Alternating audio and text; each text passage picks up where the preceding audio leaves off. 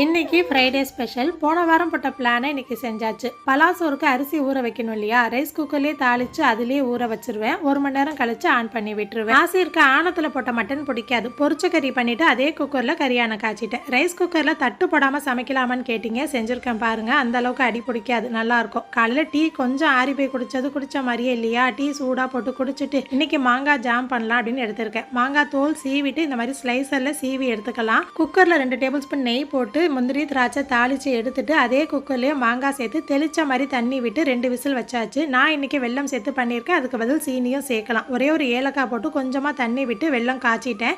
வெந்த மாங்காவை நல்லா மசிச்சு விட்டுட்டு காய்ச்சி வச்சிருந்த வெல்லம், வறுத்து வச்சிருந்த முந்திரி திராட்சை சேர்த்தாச்சு. இந்த இடத்துல ஒரு டிப்ஸ் சொல்கிறேன். மாங்காய் ரொம்ப புளிப்பாக இருந்தால் மேலே இனிப்பு சேர்க்காம ஒரு சிட்டிகை சோடாப்பு சேர்த்தா புளிப்பு பேலன்ஸ் ஆயிரும். இந்த மாதிரி கோடு போட்டு பார்க்கும்போது 2 பக்கமும் ஒன்றும் சேராமல் இருந்தால் லெவல் கரெக்டாக இருக்குன்னு அர்த்தம். ட்ரை பண்ணி பாருங்கள். அங்கே நம்ம வீட்டில் என்ன சாப்பாடுன்னு சொல்லுங்கள்.